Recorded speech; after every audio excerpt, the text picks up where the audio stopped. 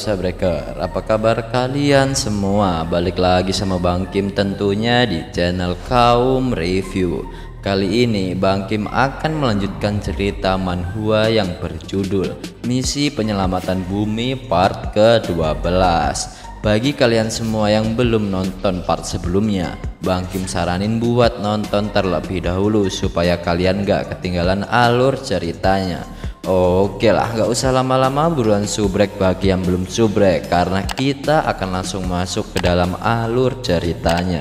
Di part kali ini kita diperlihatkan sosok Tianxing yang sedang menanyakan kesungguhan dari Cao Zheng yang menganggap Tianxing sebagai masternya. Dengar pertanyaan Tianxing, Cao Zheng menjawab ia bersungguh-sungguh dan bersumpah untuk menjadikan Tianxing sebagai masternya. Setelah mendengarkan sumpah dari Cao Zheng, Tianxing pun memutuskan Cao Zheng untuk bergabung dan menjadi bagian dari warga desa Xuanhuang. Lalu Tianxing memerintahkan Cao Zheng untuk mengumpulkan para tahanan ogre yang telah bebas tadi, karena sebentar lagi Tianxing akan mengajak mereka semua menuju desa Xuanhuang.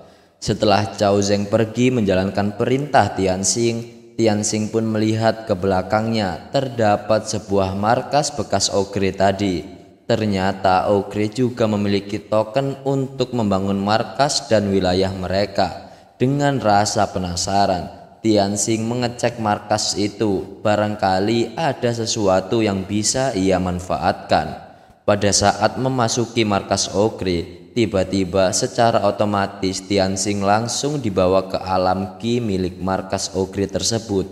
Tak berselang lama setelah memasuki alam ki, di hadapan Tianxing muncul kolam yang berisi janin ogre yang merupakan sky ki pool milik ogre. Janin ogre tersebut sepertinya merupakan roh ki ogre. Belum sempat memeriksa ke bagian lain, tiba-tiba ki ikan mas milik desa Tianxing keluar. Ki ikan mas itu keluar dan langsung memasuki kolam ki milik ogre tersebut. Dengan cepat ki ikan mas itu memakan janin ogre. Melihat hal itu, Tianxing jadi teringat sesuatu yang mana dirinya pernah diberi informasi mengenai ki ikan mas itu yang akan menelan sesuatu. Dan benar saja, setelah ki ikan mas menelan janin ogre, seketika ki skypool milik ogre pun berubah menjadi ki kolam milik desa Xuanhuang. Sepertinya dengan adanya ki ikan mas memakan janin ogre, hal itu mengakibatkan ki skypool ogre secara otomatis diambil alih oleh ki milik desa, sehingga terjadi perluasan ukuran kolam Xuanhuang menjadi bertambah sekitar setengah ukuran aslinya. Selain kolam yang bertambah luas, setelah memakan janin ogre tadi, ikan mas itu pun ikut berevolusi yang membuat jiwa dari ikan mas itu bertambah lebih kuat. Mengetahui fakta dari telan menelan ki, Tianxing jadi makin bersemangat untuk mulai menghancurkan desa-desa lainnya. Kemudian setelah desa-desa itu hancur, Tianxing bisa memakan ki milik desa yang berhasil ia kalahkan menggunakan ki ikan mas milik desanya. Hal itu akan sangat bermanfaat bagi desa guna meningkatkan kekuatan dan ki desa Xuanhuang. Masih berada di alam ki, tiba-tiba muncul gambaran seperti patung besar yang menyerupai Tianxing, Tuan Huang dan Dahu. Tianxing yang bingung dengan hal itu, ia pun langsung mencari informasi menggunakan wordless book miliknya untuk mengetahui apa yang sebenarnya dimaksud dari gambaran patung yang menyerupai mereka bertiga. Ternyata gambaran patung tadi adalah wujud dari roh jiwa yang ada di dalam alam pikiran kepala desa. Master dari roh jiwa dan desa, mereka bisa saling memberikan kekuatan pikiran yang sangat kuat. Mengetahui hal itu, Tianxing menyimpulkan bahwa roh jiwa ini bisa membuat desa Xuanhuang menjadi lebih kuat, serta dapat memberi kekuatan dan ki spiritual dalam jumlah yang sangat besar. Namun setelah melihat roh jiwa yang menyerupai Tianxing, Tuan Huang dan Dahu tadi, Tianxing pun berpikir bahwasanya Tuan Huang dan Dahu telah memberikan banyak kontribusi dalam membangun dan menjaga desa. Selain itu, mereka berdua juga sangat diterima dan memiliki kesan yang baik pada warga desa Suan Huang. Namun Tianxing bingung dengan warna ketiga jiwa tadi. Hanya dirinya saja yang berbeda dari Tuan Huang dan Dahu. Mungkin warna Tianxing berbeda karena dirinya merupakan seorang kepala desa. Tidak mau terlalu diambil pusing tentang warna roh jiwa tadi, Tianxing pun kembali mengitari ruangan markas Ogre tersebut. Tampak ada peti batu bergambar tengkorak di hadapannya. Melihat hal itu, dengan wajah penasaran dengan isi yang ada di dalam peti batu itu, Tianxing mendekati peti itu dan berniat untuk membukanya. Tianxing berharap ada harta bagus dan langka yang tersimpan di dalam peti itu. Dengan perlahan, Tianxing mulai membuka penutup peti yang memiliki berat beberapa ton itu. Setelah berhasil terbuka, Tianxing melihat ada banyak barang berkilauan seperti harta karun di dalamnya. Namun dari banyaknya harta di dalam peti tadi, perhatian Tianxing tertuju pada salah satu benda. Tianxing mengambil benda yang menyerupai batu itu. Walaupun ukurannya hanya sebesar kepalan Tianxing, ternyata batu itu memiliki berat ratusan kilo. Seperti biasa, Tianxing membuka buku andalannya untuk mencari informasi tentang batu tersebut. Menurut Worthless Book, batu tersebut adalah Magic Iron Honeycomb, suatu treasury yang dapat meningkatkan peluang prajurit untuk berevolusi ke level yang lebih tinggi, serta sebuah harta karun kelas atas dan memiliki rank godly. Setelah mengetahui hal itu, tiba-tiba batu itu bereaksi terhadap dimensi ruang tempat Tianxing berada sekarang. Tianxing merasakan keinginan kuat dari dimensi itu untuk menelan Magic Iron Honeycomb. Menyadari hal itu, Tianxing nampak bingung mengapa dimensi itu sangat ingin menelan Magic Iron. Namun dirasa itu merupakan hal yang baik untuk meningkatkan kekuatan. Tianxing pun membiarkan dimensi itu menyerapnya dan melihat hasil dari setelah dimensi itu menyerap Magic Iron. Tianxing mengangkat batu itu digenggamnya ke atas dan batu itu secara ajaib hancur menjadi partikel-partikel kecil yang tak terhitung jumlahnya. Batu yang hancur menjadi kecil-kecil tadi langsung menyatu dengan dimensi ruang itu. Setelah batu-batu kecil tadi berhasil menyatu dengan dimensi ruang, tiba-tiba kekuatan yang besar dirasakan oleh Tianxing. Tianxing merasa seolah dimensi itu akan runtuh. Tianxing khawatir jika dimensi itu benar-benar runtuh, semua harta yang Tianxing simpan di ruangan itu akan ikut lenyap. Ternyata dugaan Tianxing salah besar. Bukannya runtuh, melainkan dimensi ruang itu malah menjadi semakin diperluas beberapa kali dari ukuran aslinya. Setidaknya dimensi ruang itu menjadi berukuran ratusan meter. Menyadari dimensi ruangnya makin luas dan makin besar, Tianxing nampak senang dengan membesarnya dimensi ruang yang ia miliki sekarang. Tianxing akan jadi lebih mudah untuk menyimpan harta besar dan banyak. Sungguh itu sangat-sangat berguna bagi Tianxing. Saat Tianxing masih di dalam markas goblin dan berada di dimensinya, dari luar markas Ogre terdengar suara Cao Zeng memberitahukan pada masternya bahwa orang-orang yang diselamatkan masternya tadi memutuskan untuk bergabung dan mengikuti Tianxing ke desa Suan Huang. Mendengar hal itu, Tianxing pun keluar dari dimensinya dan mendatangi Cao Zeng. Dari pintu keluar markas Ogre, Tianxing menghimbau Cao Zeng agar tidak memanggil dirinya dengan sebutan master. Cukup dengan dipanggil dengan sebutan kepala atau tuan. Namun tetap saja Cao Zeng memanggil Tianxing dengan sebutan master yang membuat Tianxing malah jadi kikuk. Setelah melaporkan tentang orang yang setuju menjadi warga desa Suan Huang, Cao Zeng memberikan sebuah buku kepada Tianxing. buku itu merupakan naskah teknik kultivasi milik Cao Zeng.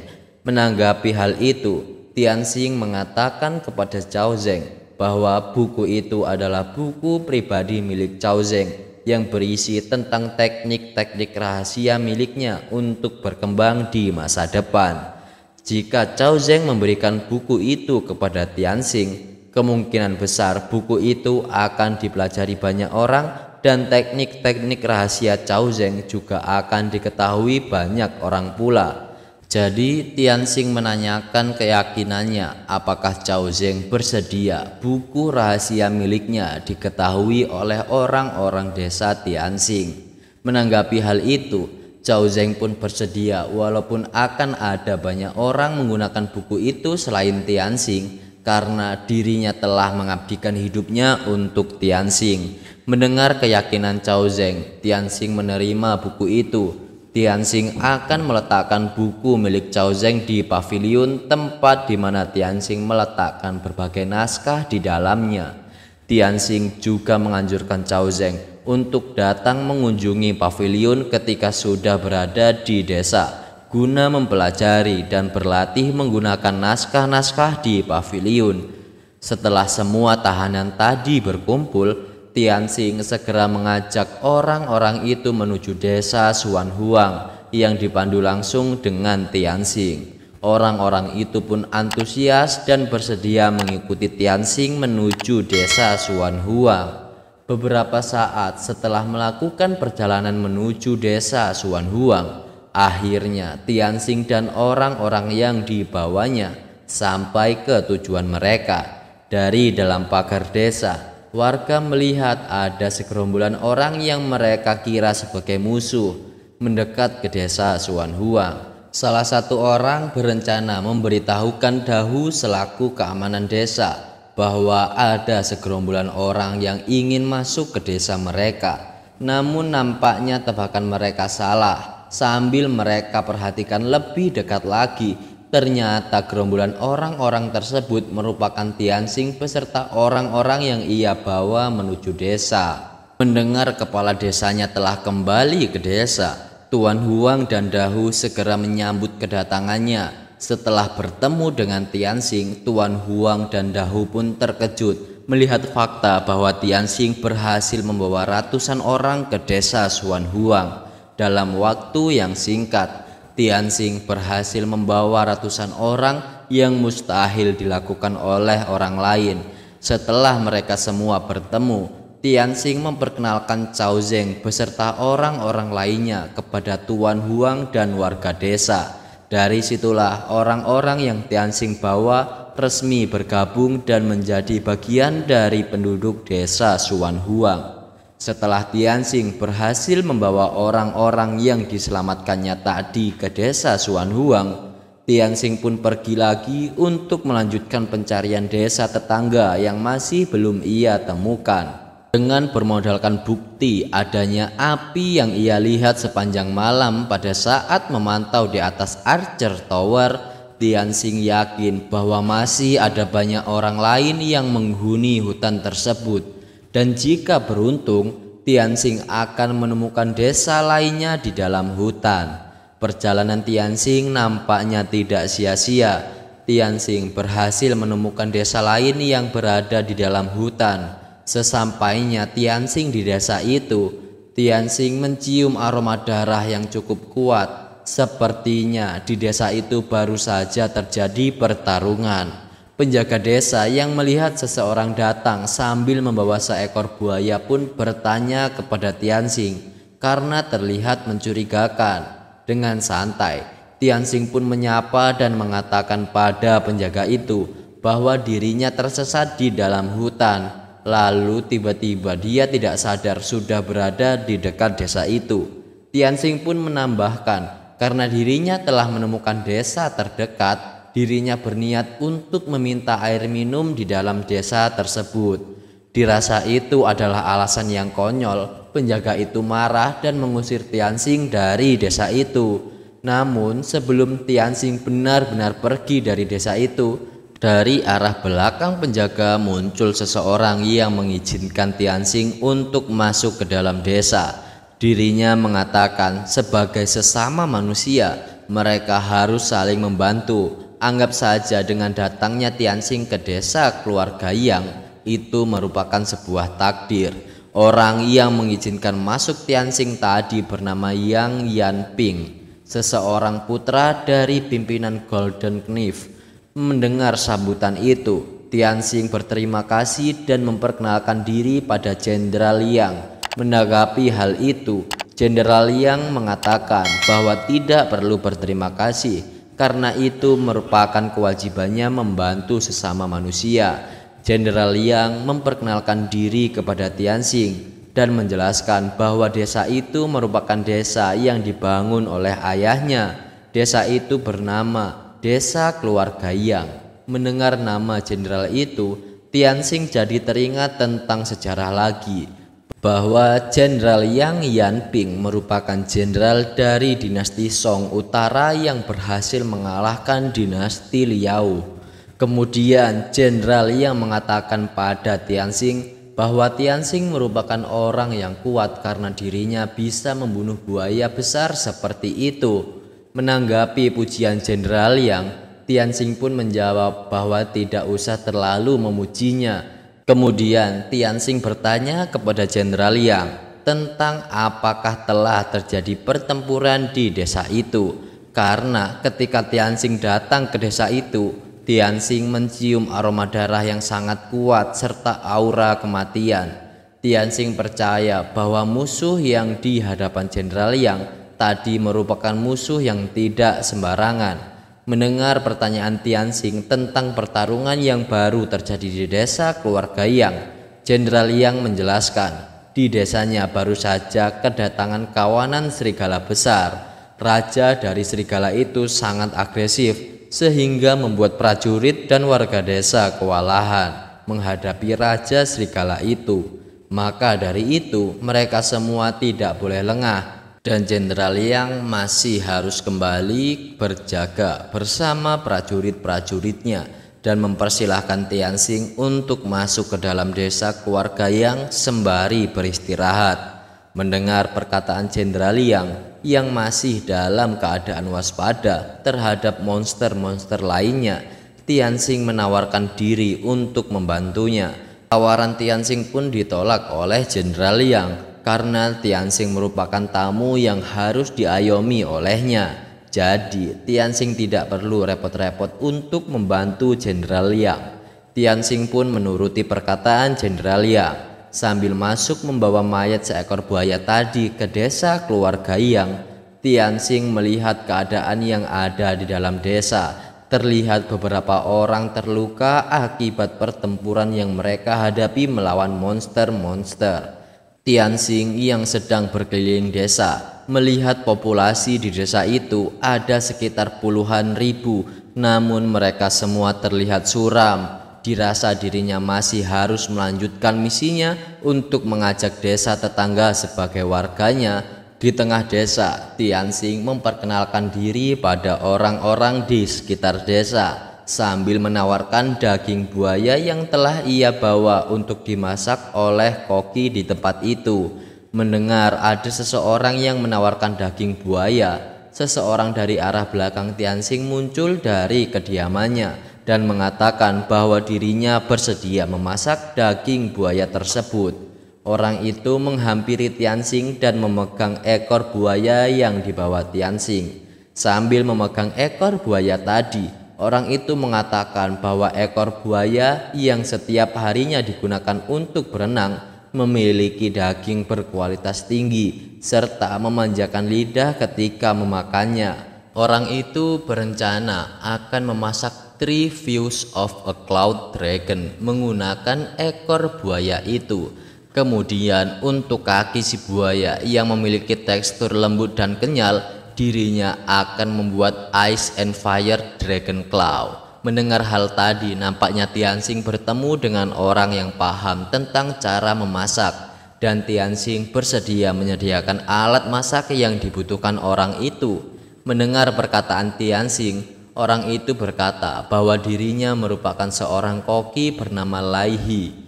Karena dirinya merupakan seorang koki, sudah memiliki peralatan masak yang lengkap. Mengetahui nama dan peralatan masaknya yang terbuat dari besi hitam, nampaknya Tianxing menyadari bahwa Lai He itu merupakan seorang koki yang memiliki julukan kalajengking ekor dua dari komik yang pernah ia baca. Warga yang menyaksikan pisau yang terbuat dari besi hitam milik Lai He, mereka pun terkesima melihat barang berharga dan mewah itu di hadapannya. Lalu karena Lai He tidak membutuhkan peralatan masak dari Tianxing, Tianxing pun mencoba menawarkan sesuatu yang mungkin Lai He butuhkan. Tianxing mengeluarkan rempah-rempah dari tangannya, kemudian diberikan kepada Lai He. Melihat hal itu, Lai He terkejut dan senang mengetahui dirinya diberi rempah-rempah yang sangat dibutuhkan untuk memasak. Lai He pun bertanya kepada Tianxing bagaimana dirinya bisa mendapatkan bahan-bahan memasak yang terkesan langka di dunia itu. Karena tidak ingin diketahui dari mana Tianxing mendapatkan bumbu dapur itu, Tianxing pun menjawab perkataan Lai He. Dirinya secara tidak sengaja mendapatkan bumbu-bumbu itu di dalam hutan saat perjalanan menuju desa keluarga Yang. Padahal sebenarnya Tianxing memang telah menanam, merawat, dan memanen bumbu-bumbu itu di desanya. Dirasa peralatan dan bumbu-bumbu yang dibutuhkan sudah lengkap, Lai He memulai aksinya untuk memasak daging buaya yang dibawa oleh Tianxing. Dengan menggunakan teknik memotong yang profesional, Lai He mulai memotong bagian-bagian buaya itu dan mengiris rempah-rempah tadi menggunakan pisau andalannya. Dengan teknik pemasak yang luar biasa, orang yang melihat Lai He memasak pun takjub dengan skill memasak yang dimiliki Lai He.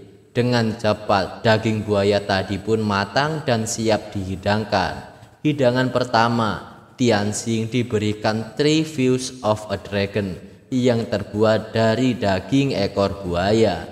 Dengan perlahan mengambil daging menggunakan sumpit, Tianxing melihat daging itu mengeluarkan cahaya dan memakannya. Saat daging itu mulai dirasakan di lidah Tianxing, Tianxing merasakan rasa daging yang lembut dan empuk, sehingga seolah Tianxing dibawa berselancar oleh kelezatan daging ekor buaya itu. Tianxing memuji kelezatan rasa hidangan pertama yang diberikan oleh Lai He. Setelah mencicipi hidangan pertama, Lai He memberikan hidangan kedua, yaitu Ice and Fire Dragon Claw yang terbuat dari daging kaki buaya. Dengan penasaran akan rasa daging tersebut, Tianxing pun mulai mencicipi hidangan kedua. Pada saat mulai merasakan makanan hidangan kedua, lagi-lagi Tianxing dibuat terlena seolah kepalanya sedang dipeluk oleh buaya cibi-cibi. Merasakan tekstur daging yang lezat di dalam mulutnya.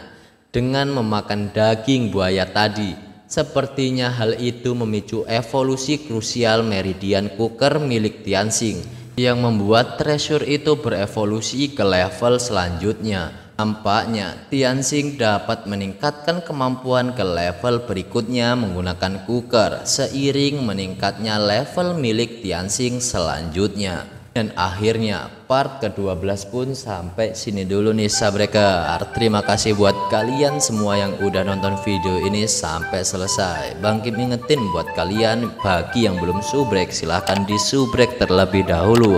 Juga tinggalin like dan komentar kalian sebanyak-banyaknya. Tungguin uploadan terbaru dari Kaum Review yang akan kita upload secepatnya. Bang Kim pamit, terima kasih banyak. Sampai jumpa di video selanjutnya. See you and bye bye.